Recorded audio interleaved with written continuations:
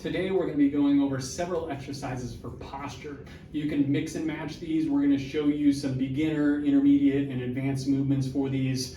And these are excellent postures. One of the things that is a major problem for most people, because we drive cars and we look at cell phones and we type on keyboards, everything is out in front of us, and when the muscles on the front side get tight, everything gets pulled forward, the head goes forward. So all of these exercises are effectively going to be working the muscles of the upper back, and we're going to tie it into some balance as well that can help to keep the spine in better alignment, improve your posture over time.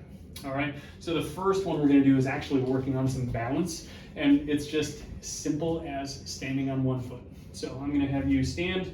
Don't look down at your toes, look straight ahead.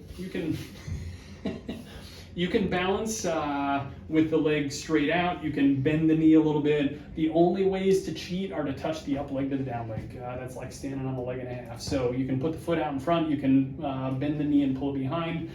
30 seconds to a minute on each foot every single day. You can find different times to do this. Brushing your teeth in the morning. There's lots of different opportunities to stand on one foot. If anyone looks at you goofy, just blame it on crazy chiropractors. But this exercise is really, really important to bolster the communication between your brain and the furthest thing away from your brain, your foot. This is the foundation for a lot of the posture things. Some mistakes that people make, again, looking down or just kind of slouching. And actually, when you slouch, it's harder to balance.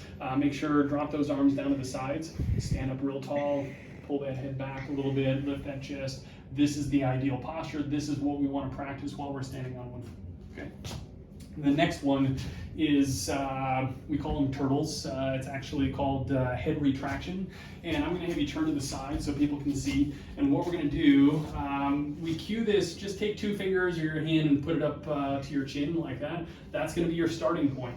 And then I'm going to have you not tip the head back, not tuck the chin. I'm going to have you pull the head straight back, just like that. You kind of give yourself a double chin, but you can see he's pulling away from his fingers, and then he's going to relax and kind of go back to that start point. What you find many times is when you've done maybe 8 to 10 reps of this, by the time you get to rep 10, you're not going back to that starting position. Your posture is already improved.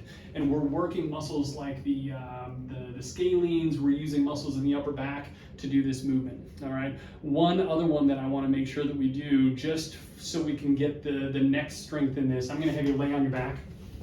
And this is one of our new favorite exercises for neck strength and posture. What we're going to do, just laying in this comfortable position, I'm actually going to have you flatten those shoulder blades. So you kind of have to pull the shoulder blades down so you're laying flat. And I'm going to have you pick your head up just far enough that I can stick a finger underneath here, put it down just a little bit right there, and hold that as long as you can. Most people find 3 to 5 seconds is pretty easy. Once you get to about 10 seconds, your head gets really heavy. You can see his head is actually shaking a little bit here because the muscles on the front side are often weak because the muscles on the back side are really tight. So when we can strengthen these muscles, it's going to help to improve your posture as well. So holding that for as long as you can. Most people start with about 10 to 12 seconds, working up to maybe 30 seconds is a really long hold on that exercise. Okay. Now I'm going to have you go ahead and stand up.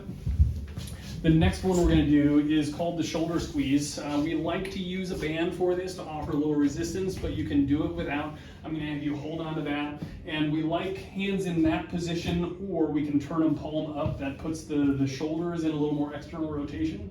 And I'm going to have you turn just a little bit so we can see this upper back.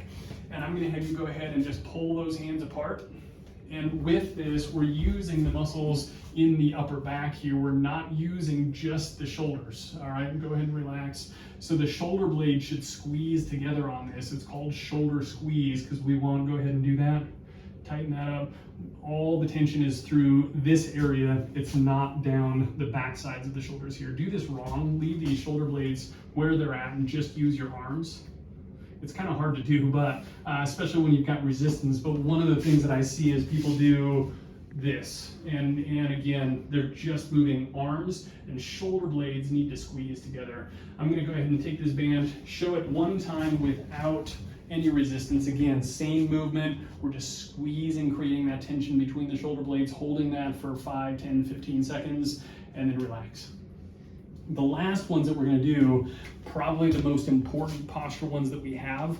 This we kind of combine some movements that we called wall angels with a brand new one. I'm going to show you beginner, intermediate, and then significantly advanced. The first one, I'm going to have you lay down on the floor. And we're going to start with the hands kind of in what we call the hostage position. So you're going to start with your arms like that. And for this, what we're going to do from here, we're going to push the arms straight up overhead, keeping the elbows, wrists, and hands on the floor. At the top, we're trying to squeeze our head with our arms. You're going to try and pull those arms toward your head.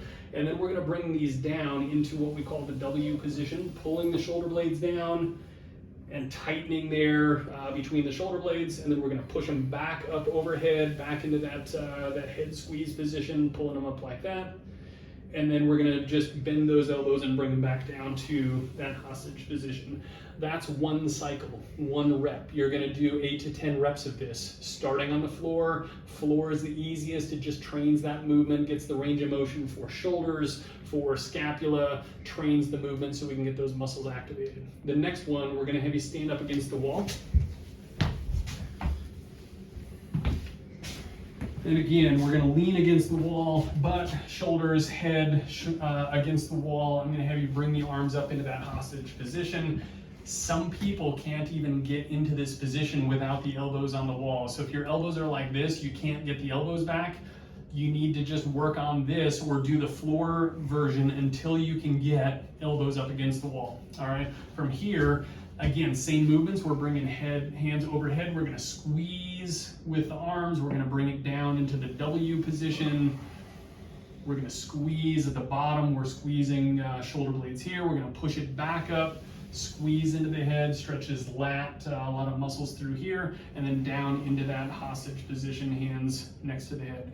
Again, that's one rep. We're going to do 8 to 10 reps on that. All right. The next one, a bit more advanced, we're going to step away from the wall. You can do this seated, you can do it standing. We're doing the same movement, we're just away from the wall so we don't have the support and the guidance of that. So I'm going to have you go ahead and put your hands in that hostage position. Biggest thing with this, we want to make sure that elbows are back. If posture is bad, if head goes forward, if elbows are forward like this is not what we want. We want to make sure that we're up nice and tall. So don't do this version until you can do the one against the wall. That's going to be the most important one to get the range of motion with. So again, hands from here straight up overhead, trying to keep hands and elbows at least in line with the head, if not a little bit behind, but don't let that head creep forward. We're going to come down into the W position. We're squeezing the shoulder blades. And we're going to bring those back up overhead, squeeze the head, and then back into that start position there. That's one rep, 8 to 10 reps of this one when you get to that level. The last one, by far the hardest. I'm going to have you lay face down on the floor. I'm going to give you this to put your head on. Most of the time, I just have like a pillow or a towel underneath the, I'm going to turn this a little bit. A towel roll or rolled up towel works really well. For this, again, same position. We're going to bring the hands to the back of the head, just like this. We're fighting against gravity with this one, so this one is by far the hardest. From here, what we're doing is we're going hands straight up overhead. We're going to squeeze the head. We're going to come down into that W position right here. We're going to go back up overhead, squeeze there, and then we're going to come back to that start position. That's one rep, okay? This is by far the hardest, and it's one of those that I don't want you doing this, even thinking about this, until you can at least get away from the wall. You might stand up. Get away from the wall and do this without the support of the wall or the floor, as we started with.